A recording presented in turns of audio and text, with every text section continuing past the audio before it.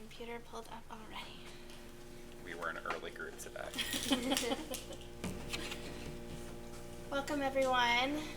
It is 1:30, so I will call to order our Program Performance and Evaluation Committee for our Homelessness Prevention and Intervention Board. That is mouthful. I'm Liz Sheehan. I am our chair for this committee, and we'll start with our welcome and introduction. So I'll pass it this way, and then we'll go around. Christina Ellison with New Beginnings Bluegrass.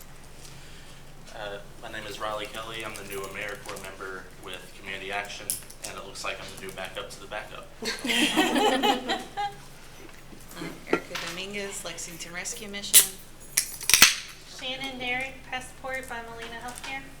T.C. Johnson, Fayette County Public Schools, McKinney-Vento. Billy Loving on the board. David Chad, Hope Center. Bruce Davis, HPI, COC Board. Diane Fleet, Chair of the Board, Greenhouse 17. Kitty Collins, Adult Comprehensive Care. Nancy Nolasco, Housing Advocacy. Yael Chapman, St. Marcus. Bruce Greenhill, Arbor Youth Services. Jeff Herron, Manager, LFECG, Office of Homelessness Prevention and Intervention. Marissa Webb, Continuum of Care Coordinator. And back to me. Our next item on our agenda is our approval of our meeting minutes for June 12th, 2024. Those meeting minutes were in your packet. Are there any additions or edits that anyone wants to offer?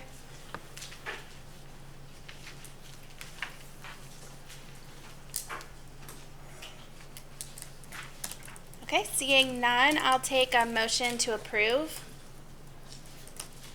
This can be from anyone in the COC, all membership. Approval of the June 12th committee meeting minutes. Okay, I have a motion from Bruce, and I need a second. We have a second. And any discussion on the motion? Don't want to miss any steps. All in favor, say aye. Aye. Any opposed, say nay. Thank you, everyone. That motion passes. Okay, then we are on to our program reviews. We have 3 scheduled for today. Arbor Youth Services Outreach Program, Lexington Rescue Mission Street Outreach, and New Beginnings Housing Navigation for persons with serious mental illness. So we'll start with Arbor Youth. Just as a reminder, you have 10 minutes to present, and then we have time for questions. I'll pass it to you, Chris. I assume you're presenting today? Hi, I'm Chris again, and I'm presenting for the CDBG Outreach Program for Arbor Youth Services. The general information on the program is that the Arbor Outreach Center program, the Arbor Outreach Center provides outreach, education, facility services to 18 to 24-year-olds who are homeless, at risk of becoming homeless. Our center is open walk-ins Monday through Friday, 8 a.m. to 3 p.m. We provide homeless youth a safe place to wash laundry, cook meals, shower, receive case management, basic needs, survival items, transportation, referrals, housing, employment support, and emotional support. All support provided is aimed at helping youth transition from the streets to stable housing and gainful employment. The Outreach Center provides a place for youth to connect with the housing staff, which includes our housing advocates, housing coordinator, and outreach worker. Staff connect with youth in hopes that they will accept case management services, work towards obtaining housing through our supportive housing program, including rapid rehousing, or through other community service providers. Staff utilize the COC to connect youth to housing options if they need to meet eligibility for our agency programs. We receive numerous referrals from the COC for youth who are not appropriate for adult-centered housing programs. The next are the target and actual numbers, persons and households served. The target was 75 for number of persons served, and the actual was 131. Marissa, last time I did this, you said something about number of households served. Is that the same? As the person served? Yeah. This would be for example, if you had 2 youth who were in your project and they were connected as a household Gotcha. in HMIS. Okay, I didn't fill that out because I couldn't remember last time if I did it wrong. But I think we only had like a couple, maybe 2 or 3, truly.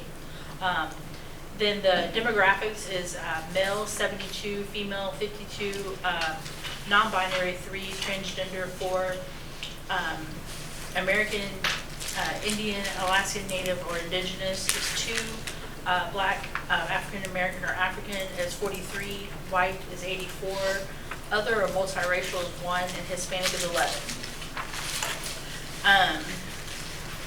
Our outcome measures is 25 youth will access shelter as a result of referral to the COC. Our target was 25, our outcome was 123. 50 safety plans will be created. 100% of youth entered got safety plans. We always do safety plans. 500 meals served, and we had 3,259 meals served. The reason why that number is so high is because we count every time a kid comes and eats. It's not like a new, it's visits, not individuals. So, 1,000 basic needs items, and it was 1,519 basic need items. 250 showers, and it was 374 showers. 400 units of transportation, and it was 571 units of transportation. 30 mental health referrals, we had 67 mental health referrals. 85% of these 123 youth accessing services will show an increased sense of safety, and 100% show an increased sense of safety. 35% of them will achieve safe exits to stable housing, stable living conditions, will pursue education goals or obtain employment, and 24% didn't. Return to homelessness, we had 2 return to homelessness. And then the next thing is ongoing evaluation and improvement. Arbor Youth Services is dedicated to creating a safe and supportive environment for 18 to 24-year-olds, offering not just shelter, but also a comprehensive range of services designed to empower and uplift our youth. We recognize that stability and structure are central for our personal growth, so we've made it our priority to enhance the level of structure within our programs. This year we have introduced more scheduled events to our calendar, aiming to enrich the lives of our drop-in clients by providing them with opportunities to engage, learn, and grow. In our mission to offer holistic care, we've established partnerships with a variety of respected organizations through our collaboration with Planned Parenthood, who provide essential health services and education, ensuring that our clients have access to the resources they need to make informed decisions about their well-being. Our partnership with AVOL enables us to offer specialized support for those affected by HIV and AIDS, while Goodwill provides valuable job training and employment services to help our clients build brighter futures. Mental health is a critical focus of our work, and we've teamed up with several mental health organizations to ensure that our clients have access to the support and care they need. We understand that addressing mental health is key to helping our clients overcome the challenges they face and achieve long-term success. Looking ahead, we are committed to expanding our network of community partners by forging new alliances with organizations that share our vision. We aim to provide even more comprehensive care and support. Our goal is to continue building a robust community that empowers our youth to thrive and reach their full potential. To ensure the effectiveness and continuous improvement of our programs, Arbor Youth Services conducts thorough evaluations that include both employee and client surveys. These evaluations are essential to gathering feedback from those directly involved in impacted by our services. Employee surveys help us understand strengths and overall program management. Client surveys, on the other hand, provide valuable insights into the experiences of those we serve, help us identify areas for enhancement, and better meet the needs of our youth. By incorporating these evaluations, we aim to create a responsive and adaptive environment where both our staff and clients feel supported. I'm done. Okay, we can open up for comments and questions from the group. Yes, I do have a question. Okay, so for students, about how many of students that you all have between 18 and 24 that are still within the Fayette County school system? Well, that are in high school? Uh-huh. Okay, so we had only 2 this year. They were one male, one female. Okay, so what is the operation times for them? For them, we are expanding our operation time. I should have included that. We are expanding our operation times for 18-year-olds who are in high school, where we will stay open from 3 p.m. to 7 p.m., which is the gap hours on our services during the week, so that they have a place to be. Okay. So I know how to instruct our high I was also going to note that since it's a kind of a change in the hours, and so for those, is that for students that are already connected with Arbor, or like students that are not already connected with Arbor, access between that 3 to 7? Good question. I feel like it was designed for the ones who are in our shelter, but I don't see where it would be an issue if they were struggling with homelessness or housing insecurity, if they could access our shelter during those hours. We may have to talk to Stephanie about that to make sure that I'm understanding that correctly, but I know originally it was designed for our shelter stayers.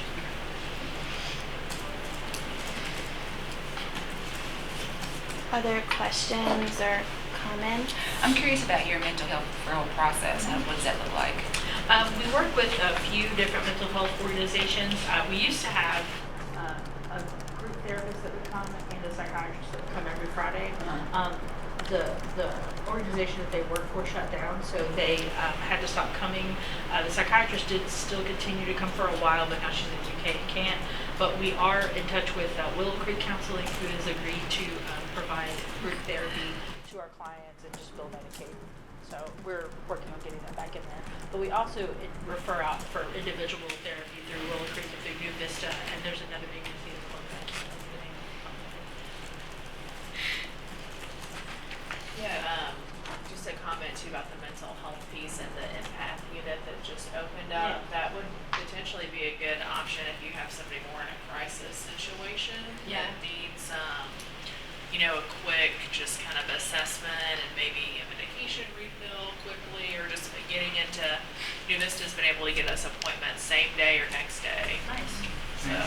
Yeah, we've been curious about the empath unit, especially because we do have several clients that are that have more mental health needs than others.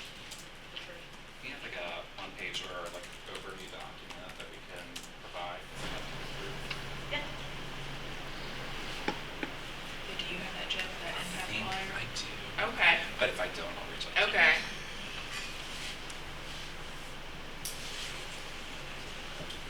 Other comments or questions? I was also going to ask, just out of curiosity, based on changes within our HMIS system, you guys had 11 individuals that identified as Hispanic or Latino over the year of data that we're looking at. Do you feel like that is just reflective of that now being an option that people can choose from for race and not a separate ethnicity question? Or do you think that it reflects maybe serving more Hispanic individuals? We have been serving more Hispanic individuals. I do feel like the question is better suited now. I did notice that in HMIS it's like one way still in one section and then another way in another section. I'll have to look at it again and let you know.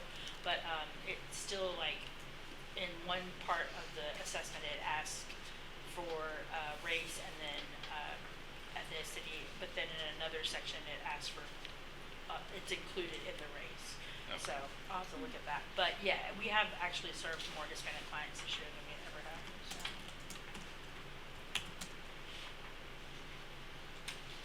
We did just hire an outreach worker that is from Puerto Rico, and we're really excited to have someone that is fluent. Well, we have another staff that's fluent in Spanish as well, but we're just excited to have more diversity.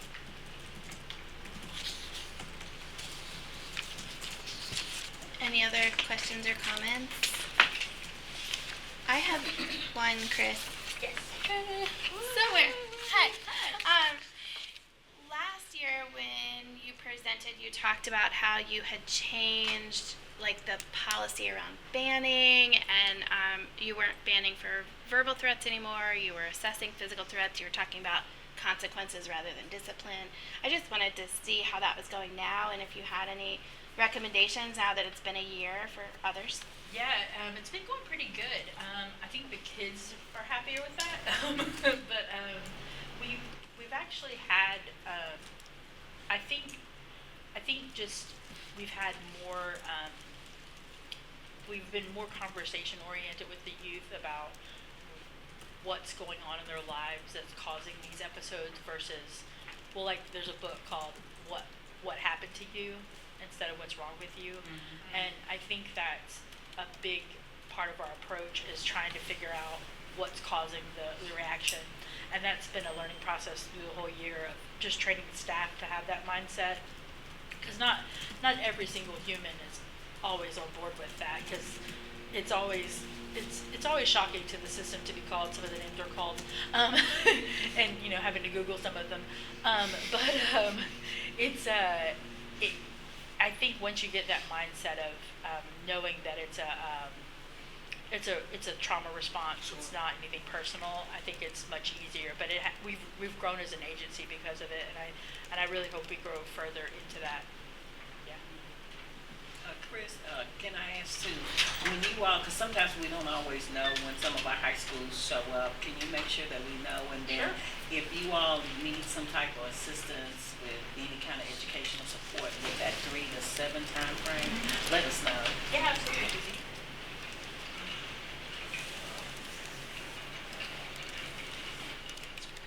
Any other questions or comments on this program? Okay, thank you so much. On our next presentation is from Lexington Rescue Mission for their street outreach program. So I will turn it over to you. Benji arrived just in time to answer questions when we're done. I was wondering if you could just text him and he came in.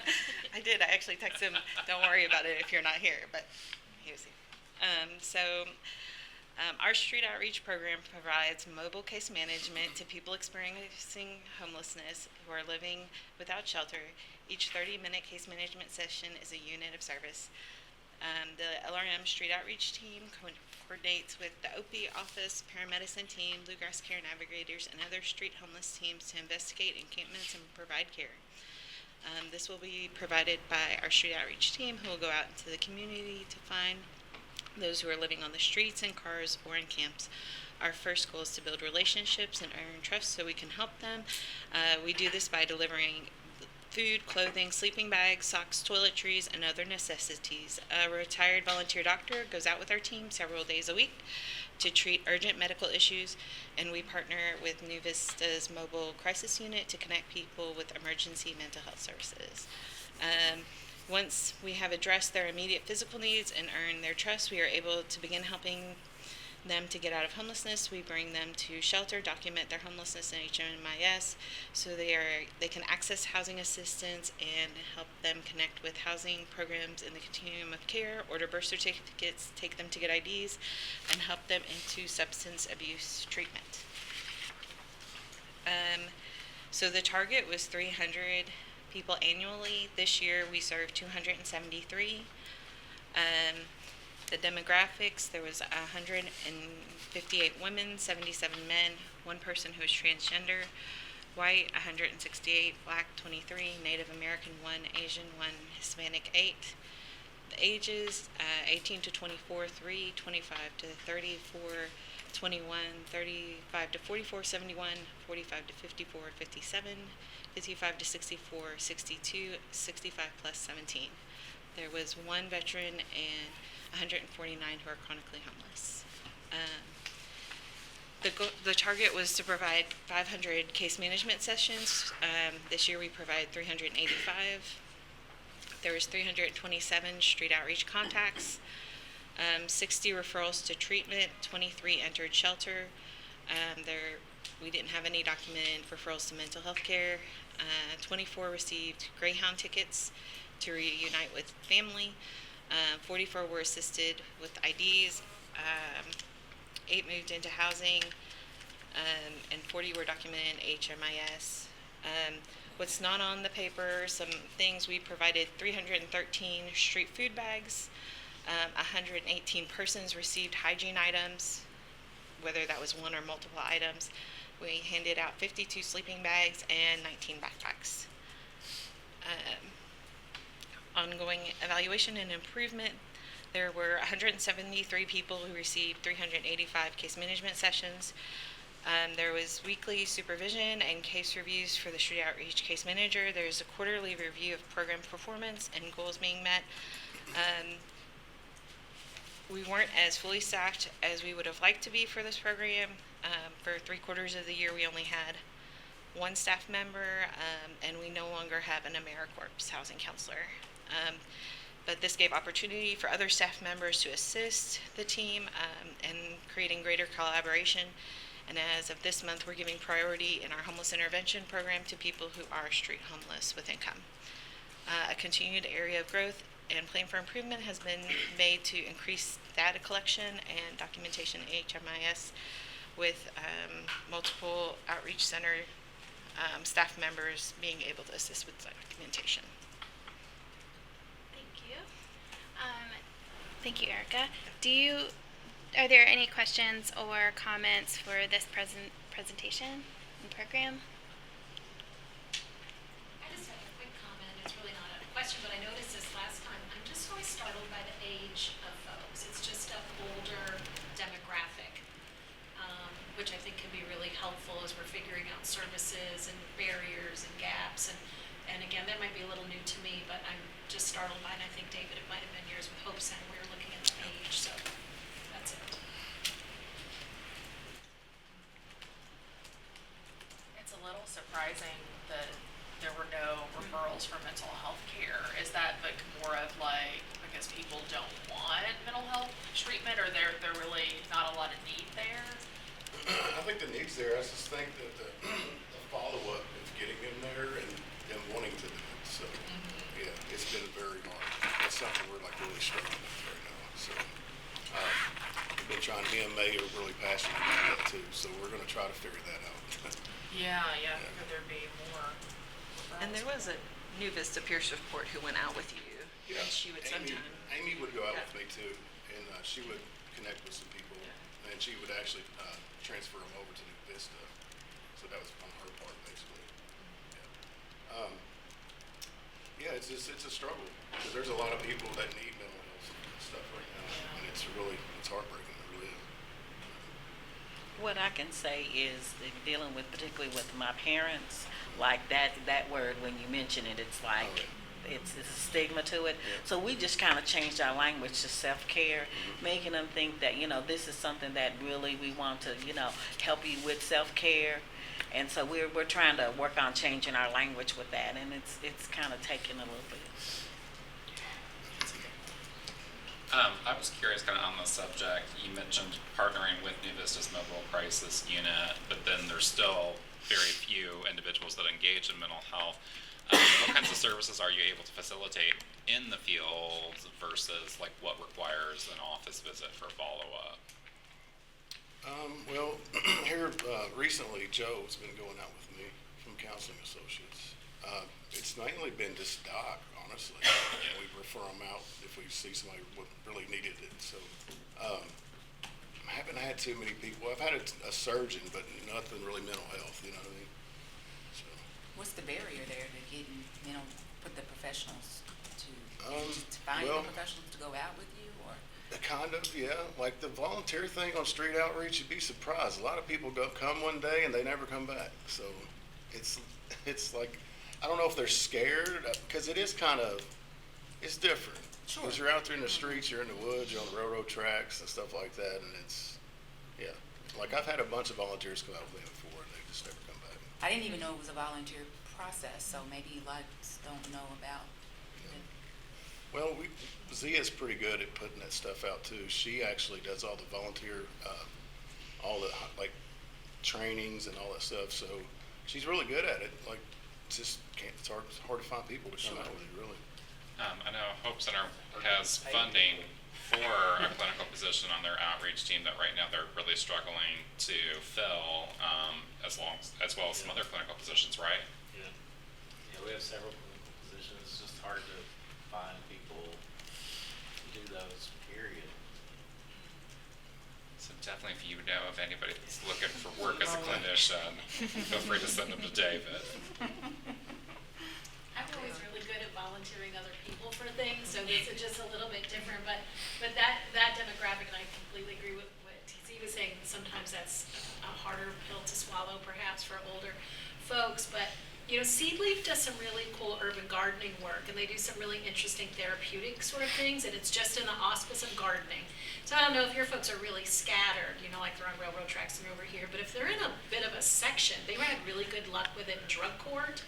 I know at Greenhouse, the folks that do best out on the farm tend to be folks that have some mental health work and substance use. It keeps their brain focused, it keeps them busy, and you can slip it in, you can kind of slip in that counseling conversation, but they just think they're planting green beans, and so I wonder if some sort of partner, just because Seed Leaf has so many urban garden sections, could be a cool relationship. They might say, Diane, why did you say that? I don't know, but they're an interesting group, and you all do really good work. I hear more and more about you recently, so kudos to you all. For the Greyhound bus tickets to reunite with family, is there a process around that? Does somebody just say, I would like to have a ticket, or are you all trying to connect with that family and sort of assure that that's a relationship that is feasible?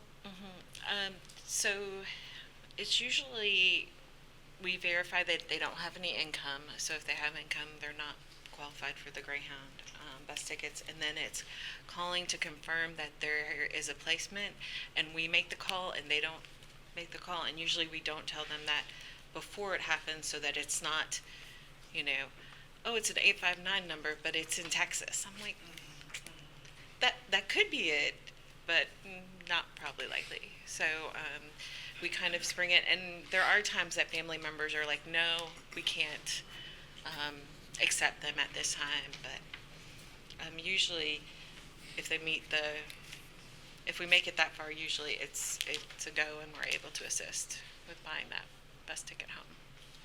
So since that's a resource that's kind of unique to you all that not a lot of community resources can facilitate, that kind of just gets me curious selfishly as I work on trying to establish a flex fund for our continuum of care. Are there other examples of needs that you guys see either in street outreach or at your outreach center that are unmet needs that maybe some light financial assistance could end someone's homelessness with?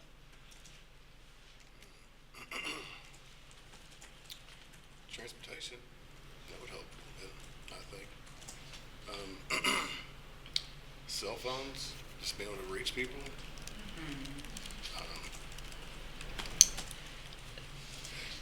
What do you think?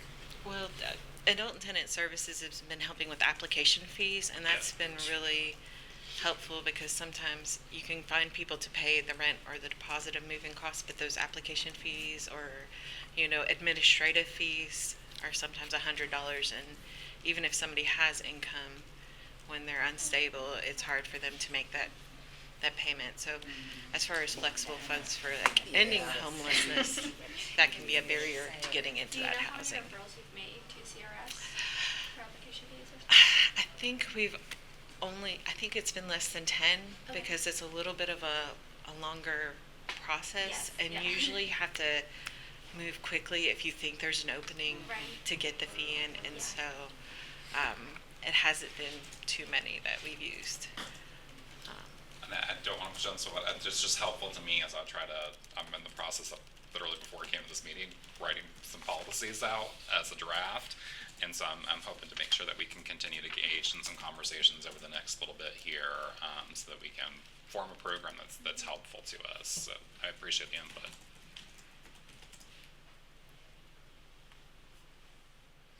Other questions or comments?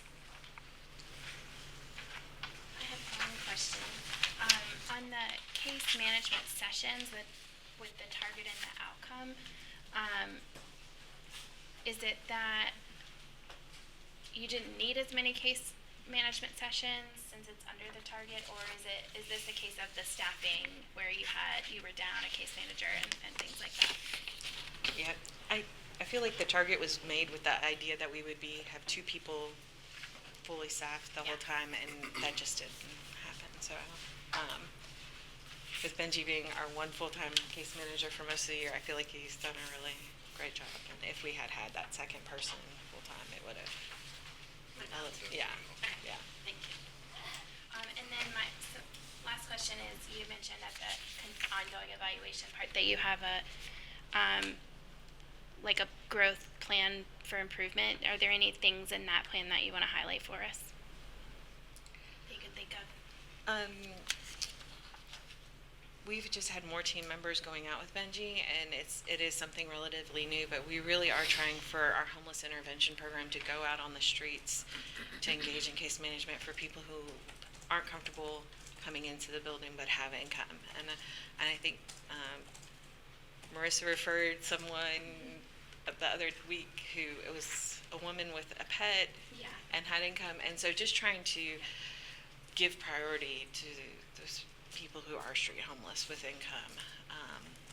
We are seeing a senior population more, and so that's one of the ways we're really trying to grow this and partner with other things that we're already doing.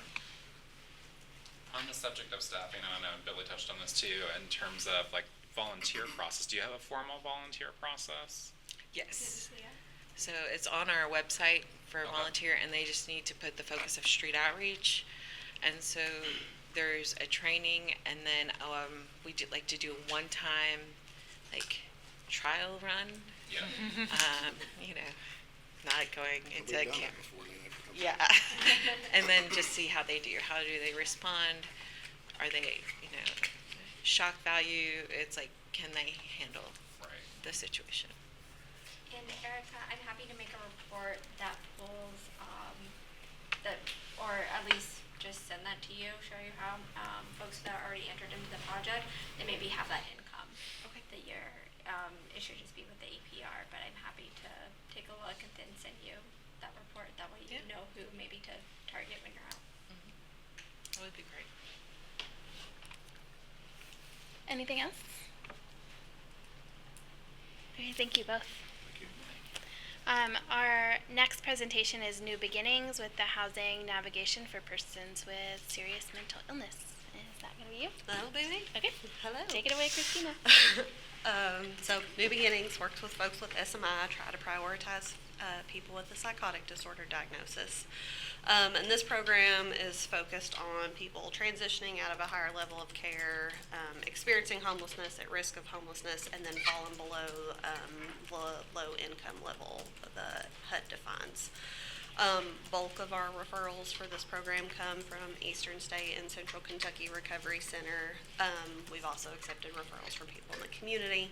We use it as a step-down program for our COC program as well. I did look because I knew you would ask me about it.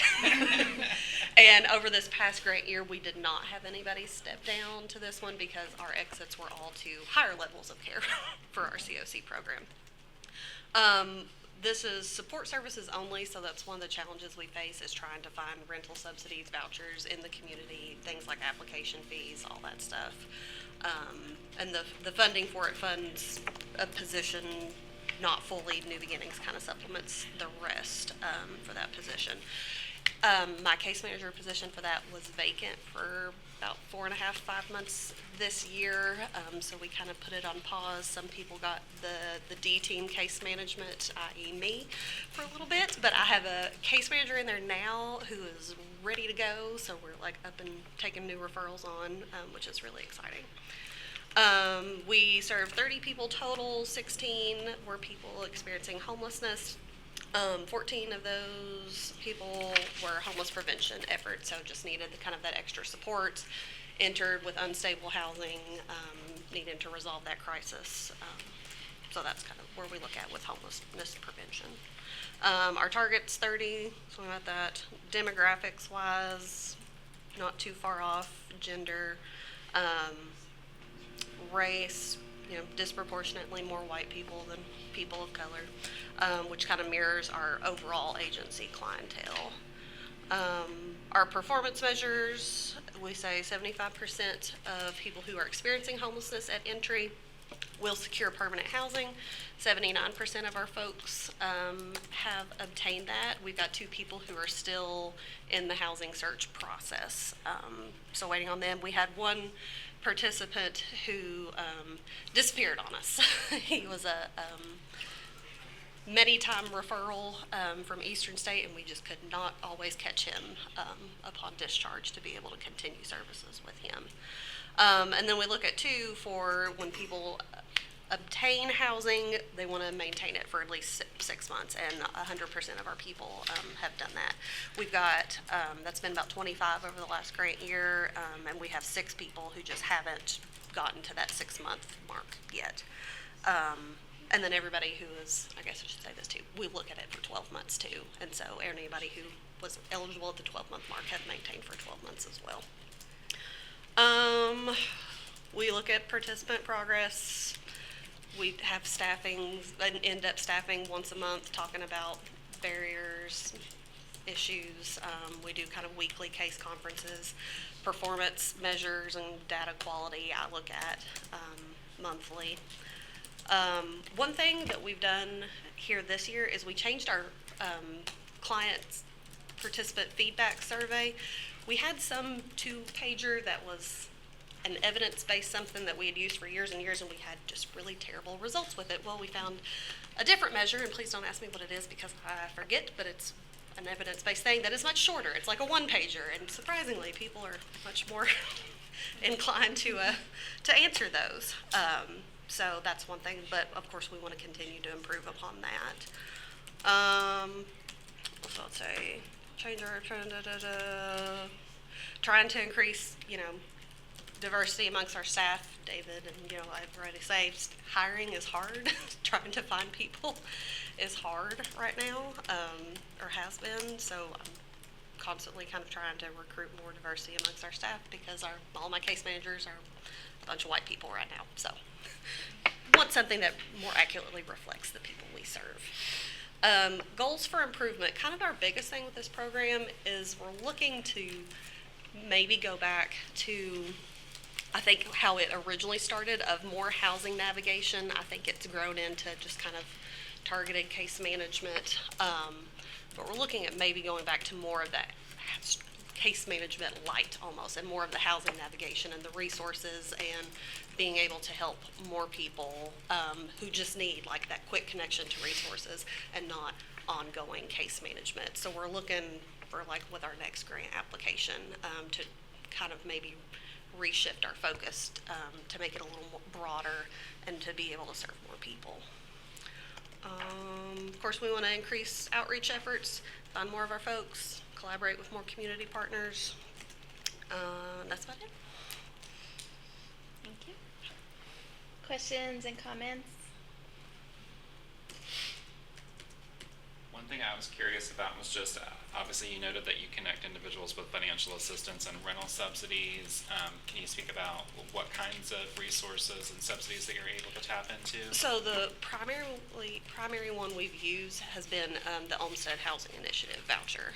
And that's been because bulk of our people are coming from that institution level of care, and so they meet the criteria for that. So it, for people who don't know, OHA, it mirrors kind of all the same requirements of like a mainstream voucher through the Housing Authority, but it's kind of time limited at that 3 years. So it's a lot kind of quicker process to get, and then once we can get people housed, we start working on, getting all their paperwork and everything ready to be able to transition off of that when mainstream vouchers become available.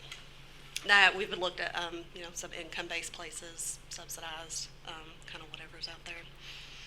But that's our primary one. Would you say that because of that resource, that's part of the reason why you have a successful, within 6 months, remain stably housed, or what would attribute to that? I think so. And a lot of times too, like we have tried really hard, especially with like Eastern State and CKRC, is we ask the minute kind of they know that they're going to refer somebody, let us know so we can get in and start working on kind of all the stuff and building that rapport early on. Especially when some of our folks transfer to Central Kentucky Recovery Center, we know that they're probably going to be at least 2-3 months there, and so we kind of have that time to be building and working on all these other things, so that they're able to transition directly to housing instead of back to the streets or shelter or anything.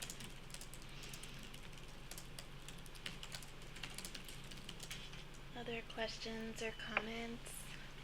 I'm curious about skills and resources to maintain independent housing. What does that look like? I just know that medication management is such a, especially with that particular Goodness, yes. population. So we don't do any clinical services. So we've got really strong partnerships with like New Vista, Mountain Comp, Bluegrass Community Healthcare, of trying to help connect people with there for med management, counseling, things like that. Our case managers are all SOAR trained, so trying to get them set up with income, community resources, SNAP, Medicaid, working on ADLs, like housekeeping is a big one that we run into with our folks who haven't maintained a home before, and so kind of working on those kind of skills and clean activity of daily living. Okay. Sorry. You have to catch me, I do that all the time, sorry. So just kind of those things, and then really our services are all client driven of what do they want to work on, what are they interested in. And what's the fun part is, I feel like most of what we do ends up being crisis management and connection with basic needs. And then it's like, once we can fill all those, okay, what's going to make you happy and healthy? And what do you want to do with your time? You want to work? You want to volunteer at the Humane Society? Great. How do we get you connected with those kinds of things? Do your staff track their SOAR outcomes in the OATS system? The state's always getting on me about OATS and use of OATS. I don't know that we have had a successful one yet. I think within this program we've only had like 2 applications started recently.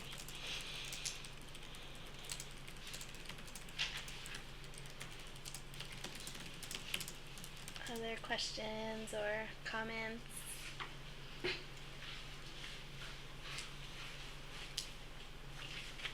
Now that we have the Impact Center open, are you working with them now too? That is one of the things I want to do now that I have a case manager for this program is get them kind of over there more facing and have us on their resource list of when someone comes in, give us a call, let us get over there. And with this program too, obviously they use HMIS, but a lot of too is putting people on coordinated entry and trying to connect with that resource if the client needs that. Any other questions or comments for this program? Okay, thank you. That is all of our program presentations. Our next item on our agenda is other public comments. Does anybody have anything to share with the group? If you did not sign in on the sign-in sheet, please do so. That's all I have. Any other announcements or comments? I know that we're having community table talk on September the 6th from 9 a.m. to 12 noon at the JP building on Park Place. And so if you have not gotten an email about it and want to attend, just let me know, or even give me an email or just come on out. And I checked after you announced this the other day, and I do have that on my calendar, so if somebody needs it, I can always forward the invite. Somebody correct me because I'm definitely going to misremember something about this, but I think there's a meeting tomorrow evening with some of the church groups. Does anybody want to make an announcement about that? That's called Yes in God's Backyard, and it's a national initiative across the country. I think ours is like in response to Bill 5, and I know that there are going to be some churches there that are discussing how they can support. I know one of the activities that they're looking at to call for action is sanctuary parking for our families that may find themselves in cars. And so I know that that's going to be a discussion. Of course, I'm on the agenda to talk about McKinney-Vento, our homeless students. At this point, school started last week. We already up to 250. And so I do know that I'm almost, that for me is going to be something that's going to be informative for our families, because every week I have a family that ends up in their cars because there's not enough shelters for them. Our shelters a lot of times are always full. And so that will be a good thing. And so how that's going to look, I don't know yet.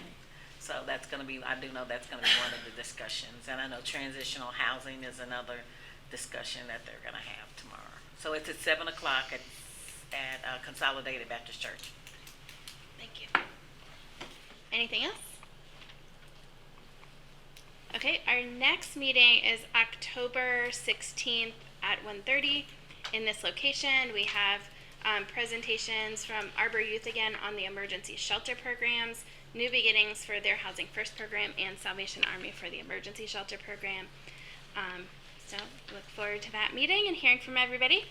And with that, if nobody else has any comments, we can adjourn. Thank you all.